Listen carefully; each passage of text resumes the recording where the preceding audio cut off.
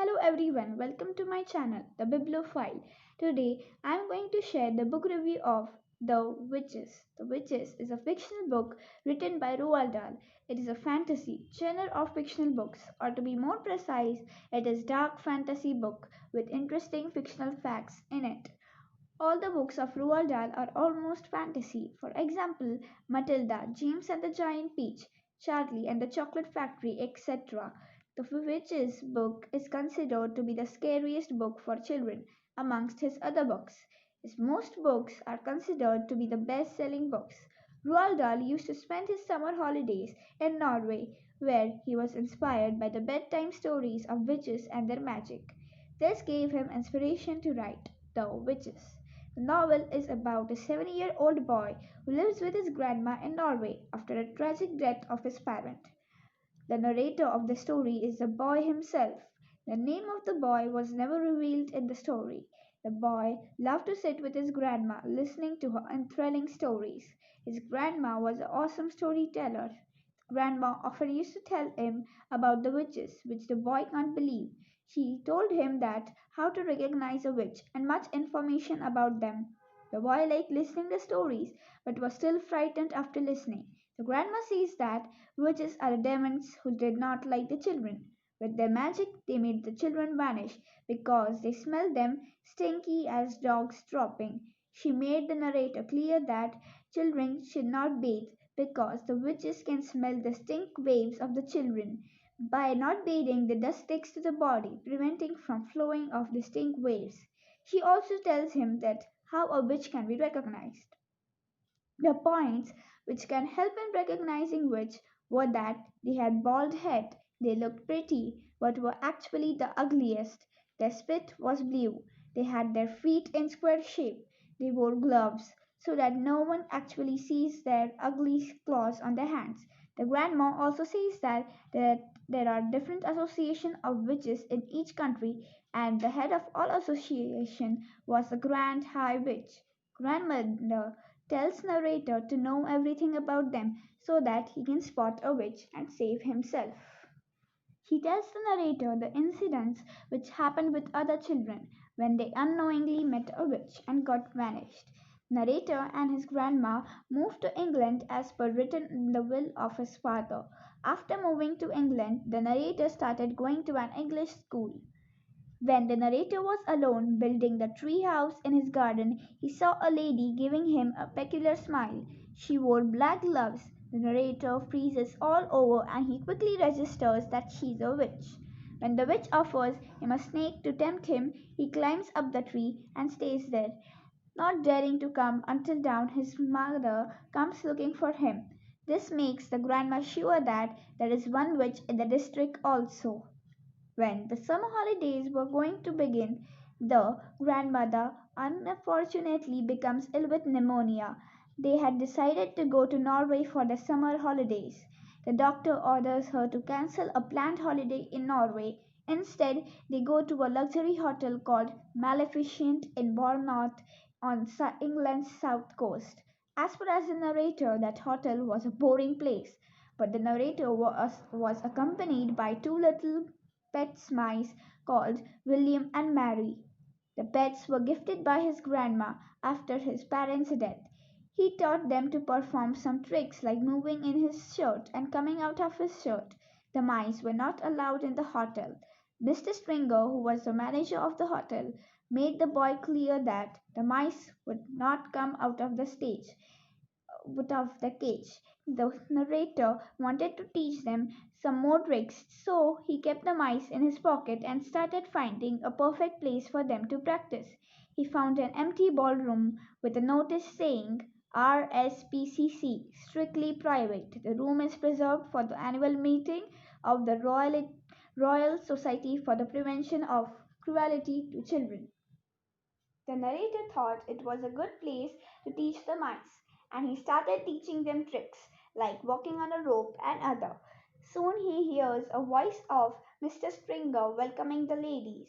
Mr. Springer was the manager of the hotel who had denied him to let the mouse go out of their cage. The narrator quickly hid behind the screen in the fear of Mr. Stringer. The doors were locked and all the beautiful looking ladies had settled on their places. The narrator thought that if he goes up talking to them, he would tell them how cruelly his teachers behave with children. He sat behind the screen and observed them. The narrator sees that all ladies were scratching their head. He thought that they might have flea in the hair. He finds it funny watching ladies scratch their heads. Suddenly, he saw a woman removing her hair through her fingers. It was no fact that she was wearing a wig. Many of the ladies were wearing gloves. This made the narrator remember the facts which his grandmother had told for recognizing a witch. His blood froze to ice. He was scared and trapped. Then came a beautiful looking lady on the stage and removed her beautiful looking face. She was wearing a mask. Her face looked horrible. She orders other witches to remove their wigs and gloves. Everyone removes their wigs and their heads were bald. They removed their gloves and there were claws on their hands. They removed their shoes and the feet of a square shape. This made narrator sure that he was in the room of the witches, and the lady on the stage was the Grand High Witch. The lady, Grand High Witch, announced that the witches were not doing their job good because she could still see children in the country. She recited her motto, "One child a week is 50 to a year. Squish them and swiggle them and make them disappear." And she said that she did not wanted one child a week. She wanted other witches to do more better and clear every child in 1 year's time.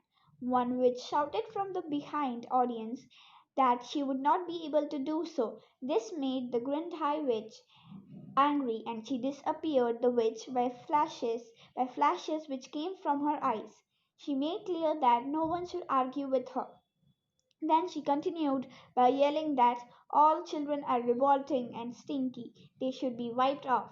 She unveils a master plan that every wish should purchase a sweet shop from the money printing machine they had and give away free sweets and chocolates with one drop of her latest creation, Formula 86 Delayed Action.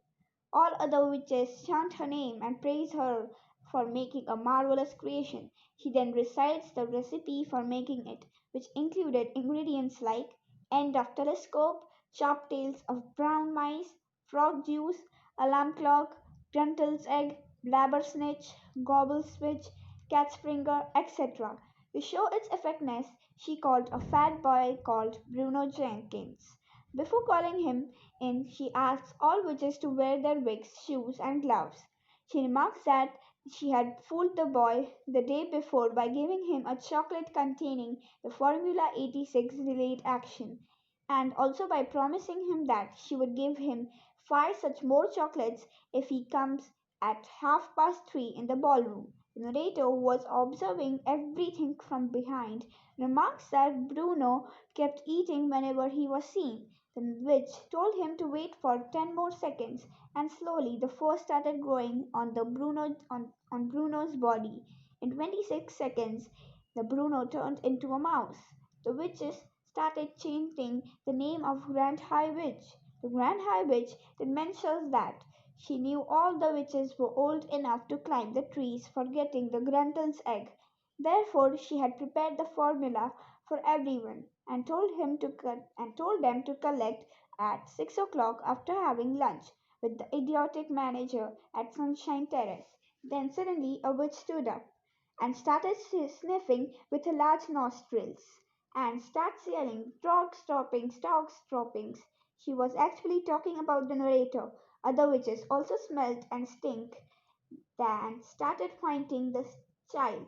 It was no longer that the narrator was caught. The narrator was scared so much he wanted to go out of the doors, but they were bolted and locked. The witches took hold of him and pressed his nose so that he should open his mouth. They did so, and the poor little narrator had to open his mouth to breathe. When the bottle of formula was poured in his mouth, he found that the whiskers were growing on his body. He was no longer a kid now. He had turned into a mouse. The witch did not bother about him and informed the other witches not to do so. She ended up the meeting by informing everyone to come to 6 o'clock in her room. room number 454. The narrator waited till everyone went and finally searched for Bruno everywhere. He then found the mouse nibbling on the food.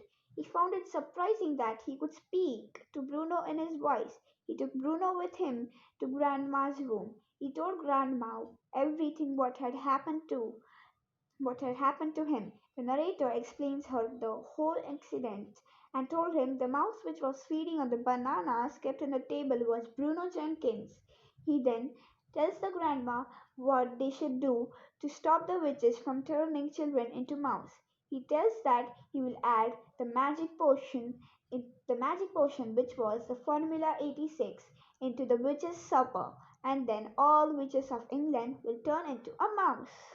The narrator knew the room number of the Grand High Witch, as she had mentioned, which was 454.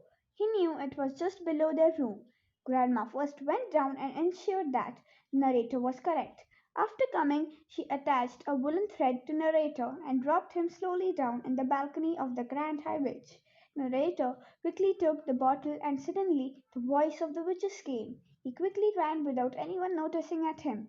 He was successful in bringing the formula. The narrator had heard that at 8 o'clock the witches were going to have supper, so they should work out the next move at that time. Before going, Grandma put Bruno, who was still nibbling on banana, in her purse to go to his parents, Mr. and Mrs. Jenkins. Grandma tries to make Mr. and Mrs. Jenkins sure that the mouse was their son Bruno, but they disagree to it. Then Grandma and narrator and even Bruno go for the supper. Grandma lets the narrator go in the kitchen for the next move. The narrator waited in the kitchen in small corner till the order of the witches came. After the order of green soup with peas came, which was of the witches, the narrator put the formula in it. He escaped from there, but loosed his tail when a chef spotted him. Grandma and the narrator waited till the witches turned into mouse. Then suddenly the witches stood on the table and yelled and slowly formed and transformed into a mice. Soon there was a chaos of everyone at the dining table. The mice were killed by the staff. The grandma and the narrator happily went to Norway from, the, from there through a taxi.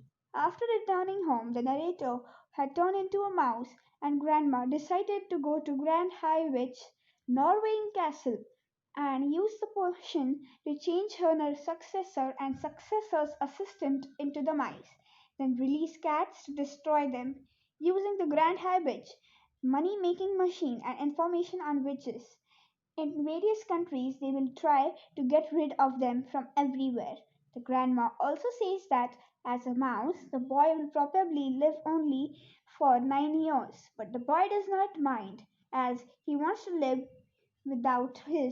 not want to live without his grandmother. She reveals that she is 86 and is also likely to live for 9 more years, as she would hate as he would hate to have anyone else look after him. Thank you.